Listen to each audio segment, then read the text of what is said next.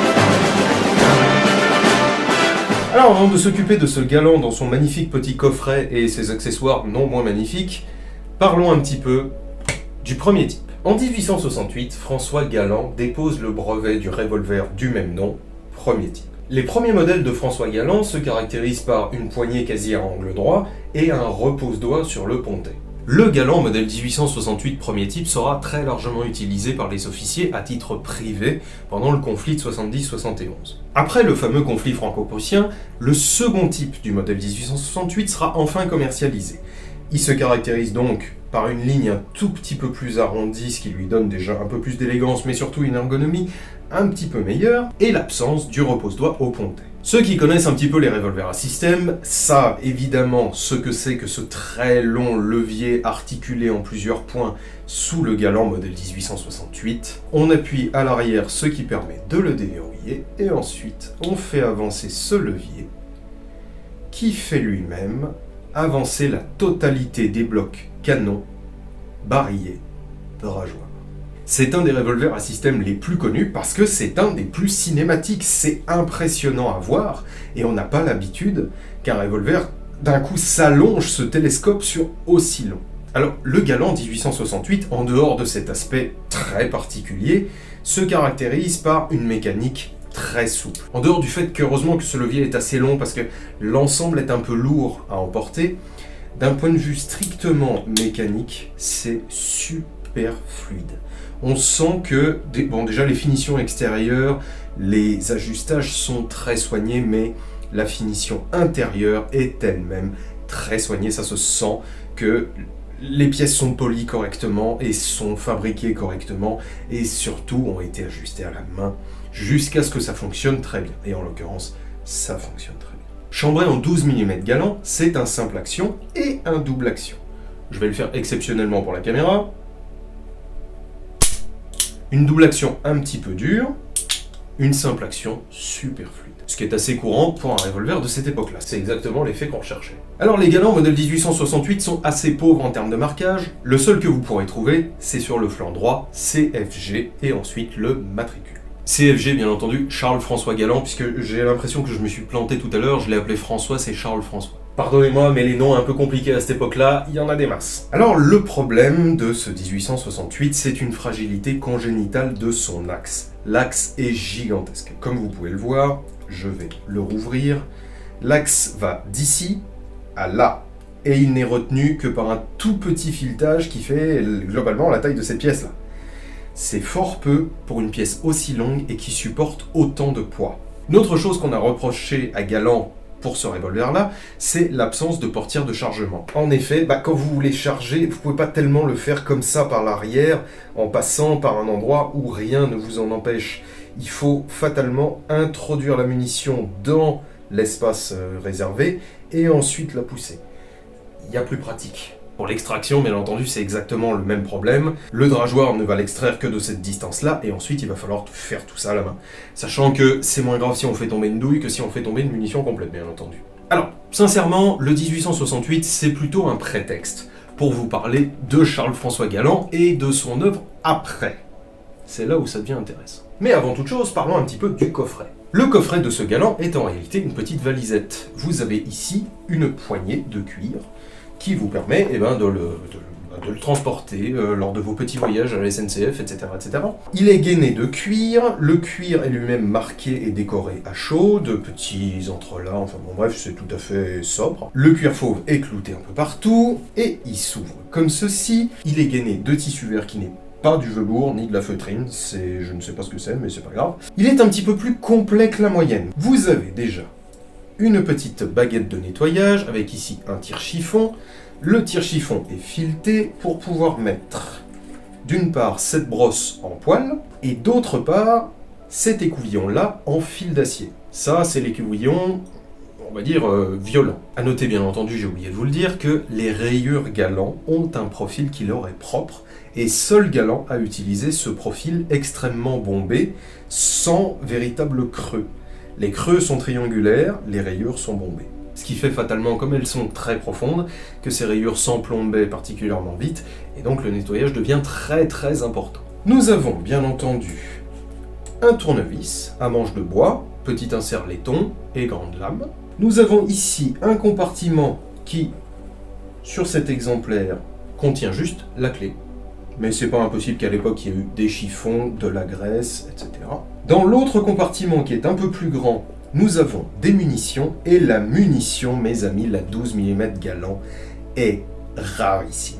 On en a récupéré il y a des années à l'époque de la Tour du Pin. Croyez-moi, je les ai gardées très précieusement. Les seules et uniques qui sont sorties de chez moi, ce sont celles-ci, ce sont celles qui allaient avec le coffret. Le reste est toujours derrière moi, là juste en bas. Ces munitions sont rarissimes, elles sont très chères. Ce sont des munitions à percussion centrale avec un très large bourrelet et une balle plomb. Et malheureusement, comme vous le voyez, celles-ci ont attrapé la maladie du plomb, c'est pour ça que j'évite de trop les toucher. Et une des choses qui, moi, dans ce coffret me fait le plus rire, il y a encore le flacon et son emplacement en forme de flacon, figurez-vous. Le flacon d'huile sublimée. Et il y a encore l'huile dedans, qui coule, qui est encore parfaitement huileuse. L'huile sublimée déposée, avec son étiquette et tout. Ça me rend dingue de penser que ce flacon d'huile n'a probablement pas été ouvert depuis l'époque où ce revolver servait encore. Oui, je considère vraiment que le flacon d'huile est un plus grand témoin d'histoire que l'arme en elle-même. Pardon. Mais c'est bien son flacon puisqu'il a exactement la forme de son emplacement dans le coffret. Maintenant que nous en avons terminé avec le 1868 et son coffret, parlons un petit peu de Charles-François Galland, ce coquin. Vous allez voir que c'est un personnage. L'histoire de Charles-François Galland, c'est surtout l'histoire de son affrontement face à Chamelot d'Elvigne. En 1872, les membres de la commission du comité d'artillerie dressent un cahier des charges draconien, comme jamais auparavant ils n'en avaient dressé. Ils lancent un concours entre divers fabricants pour remporter le droit de fabriquer l'arme réglementaire de l'armée française. Comme je vous l'avais dit dans l'épisode consacré au Perrin, Louis Perrin, décédé un peu avant, ne participe pas à cette guéguerre. En gros, les principaux sérieux, le Faucheux, Chamelot d'Elvigne et Galland. On évacue de la touche Gunther ou Fauré-Lepage, qui malheureusement était trop loin de correspondre aux attentes de la commission. On peut aussi évidemment évacuer les farfelus, genre de Dartin, ce brave capitaine de Dartin, et son revolver à hélice steampunk au possible, mais malgré tout beaucoup trop bizarroïde et souffrant d'un nombre tellement incalculable de défauts que même la commission, le rapport de la commission, pourra pas tous les nommer. Il précise juste qu'en plus de la très très longue liste de défauts déjà énumérés, ils tirent même pas droit. De quoi faire perdre leur temps aux membres de la commission en somme, mais aussi de quoi faire le bonheur des collectionneurs du XXIe siècle, qui ont, ma foi, la grande chance de tomber sur un de ces revolvers à hélice. J'aimerais beaucoup. Des trois principaux concurrents, le Faucheux sera celui qui sera le plus vite éliminé à cause de petits défauts de son revolver, mais surtout à cause de l'antagonisme entre l'armée de terre et la marine. Le Faucheux ayant déjà proposé et fait adopter son revolver par la marine, l'armée de terre n'en voulait pas. Face à Chamelot d'Elvigne, Galland a un atout majeur. Son revolver, qu'il a perfectionné pendant très très longtemps, est devenu quasiment parfait. Ceci étant, il revient quand même de loin puisqu'il avait déjà proposé un revolver en 1870 à la commission qu'il avait impitoyablement rejeté. Et parlons-en 2 minutes, juste pour se rendre compte que Charles Galland est quand même un personnage. Dès le 20 août 1869, Charles-François Galland propose un revolver à la commission qu'il retire lui-même 1 mois plus tard, bien conscient des défauts qu'il a.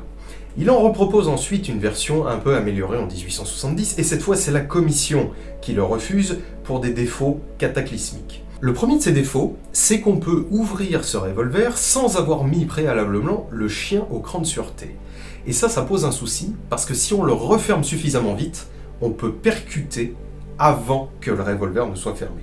Évidemment, accident catastrophique. La munition employée par Galland est également beaucoup trop faible, avec une vitesse approximative de 140 mètres secondes. Pire encore, 2 tireurs d'essai doivent carrément renoncer à tester le Galland. Le rapport de la commission indique que le poids enregistré sur la queue de détente était de l'ordre de 18 kg. C'est absolument gigantesque, on se demande même comment c'est possible. Probablement un gros défaut de conception. On parle même pas bien entendu de l'absence de plaque de recouvrement sur le Galland, ce qui fait qu'il faut le double du temps des autres pour le démonter. Bien entendu c'est plus compliqué, l'état-major a très peur que les soldats sur le terrain ne puissent pas le faire ou le fassent mal et détériorent leurs armes. Ça voulait dire que l'armurier de régiment devait s'occuper de la totalité des armes en service, ce qui était absolument impossible, surtout pour des nettoyages communs. Et pour enfoncer le dernier clou dans le cercueil de Galland, les munitions qu'il avait proposées ne feraient ni justesse ni fiabilité et se détérioraient très vite. Je vais d'ailleurs me permettre de vous lire la fin du rapport de la commission du comité d'artillerie, parce que c'est délicieux tant c'est cruel envers Galland. Je cite: « Tandis que messieurs Perrin et Le Faucheux se sont ingéniés à rendre leurs armes plus solides et d'entretien très facile, monsieur Galland a complètement négligé ces questions qui sont pourtant de premier ordre pour une arme de guerre. Et il a tout sacrifié à la facilité du déchargement. La broche-mère sur qui tout repose ne présente aucune garantie de solidité. On passe.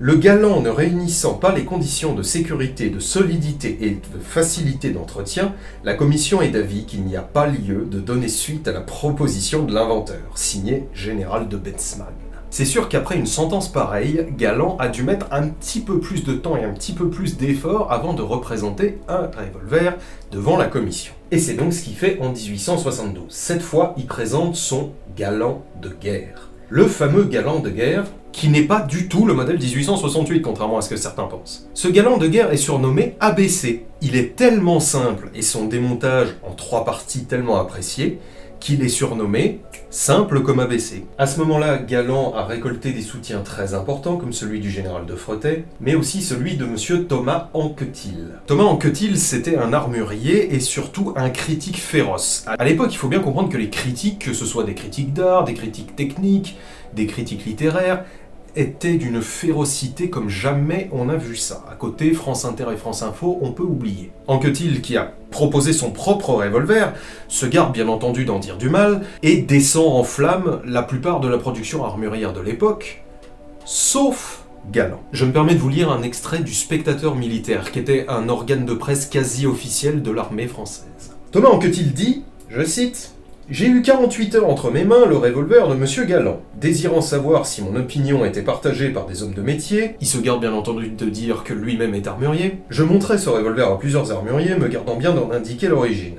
Il n'y eut qu'une seule voix, l'admiration. Un seul mot pour la traduire, c'est un chef-d'œuvre. Ça fait 4 mots, mais c'est pas grave, Thomas Anquetil est visiblement meilleur en armurerie qu'en maths.